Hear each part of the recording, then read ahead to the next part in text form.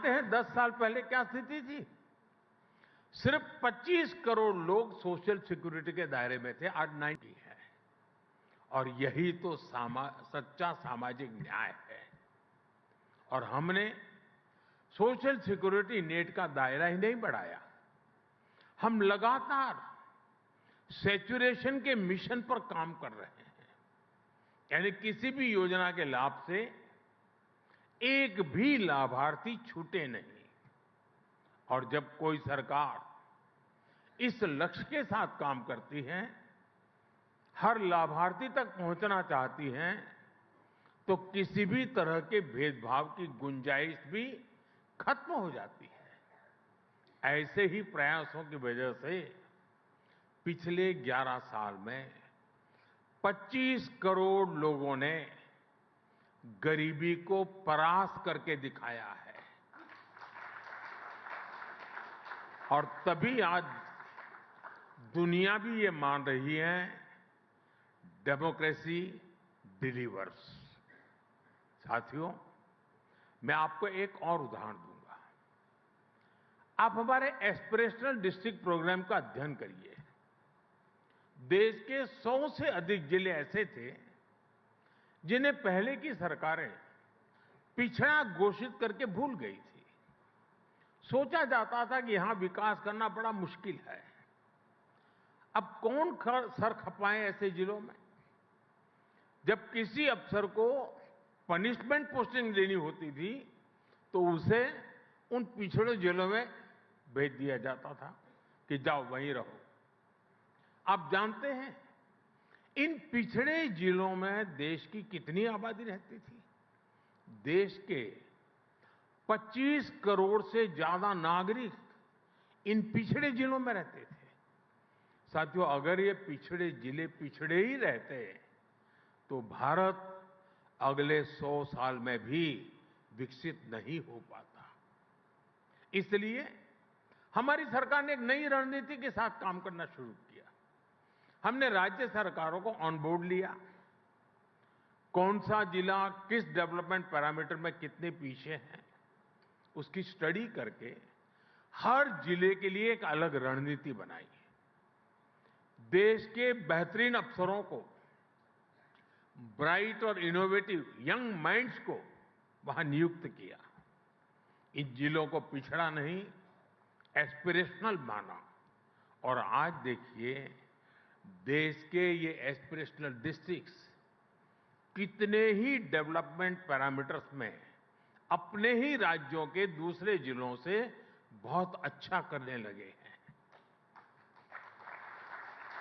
छत्तीसगढ़ का बस्तर, वो आप लोगों को तो बड़ा फेवरेट है। एक समय आप पत्रकारों को वहां जाना होता था तो प्रशासन से ज्यादा दूसरे संगठनों से परमिट लेनी होती थी। लेकिन आज वही बस्तर विकास के रास्ते पर बढ़ रहा है। मुझे नहीं पता कि इंडियन एक्सप्रेस ने बस्तर ओलंपिक को कितनी कवरेज दी, लेकिन आज रामनाथ जी ये देखकर बहुत खुश होते हैं कि कैसे बस्तर में अब वहां के युवा बस्तर ओलंपिक जैसे आयोजन कर रहे हैं। साथियों, जब बस्तर की बात आई है तो मैं इस मंच से नक्सलवाद यानी माओवादी आतंक की भी चर्चा करूंगा। ये उतना ही सक्रिय होता जा रहा था। आप भी जानते हैं, बीते 5 दशकों तक देश का करीब करीब हर बड़ा राज्य माओवादी आतंक की चपेट में रहा।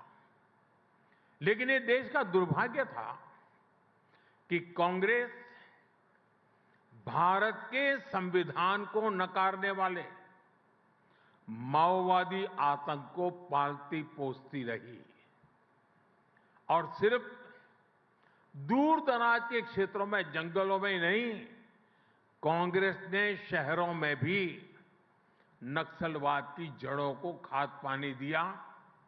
कांग्रेस ने बड़ी बड़ी संस्थाओं में अर्बन नक्सलियों को स्थापित किया।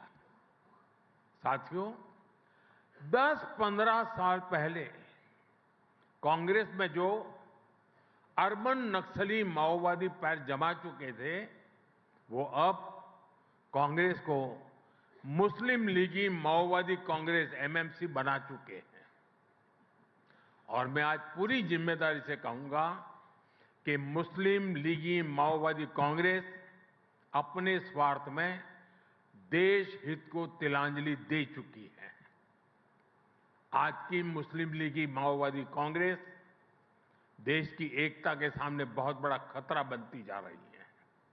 साथियों, आज जब भारत विकसित बनने की एक नई यात्रा पर निकल पड़ा है, तो रामनाथ गोयनका जी की विरासत और भी प्रासंगिक है। रामनाथ जी ने अंग्रेजों की गुलामी से डटकर टक्कर ली। उन्होंने अपने एक संपादकीय में लिखा था, मैं अंग्रेजों के आदर्श पर अमल करने के बजाय अखबार बंद करना पसंद करूंगा। इसी तरह जब इमरजेंसी के रूप में देश को गुलाम बनाने की एक और कोशिश हुई, तब भी रामनाथ जी डटकर खड़े हो गए थे। और ये वर्ष तो इमरजेंसी के 50 वर्ष पूरे होने का भी है।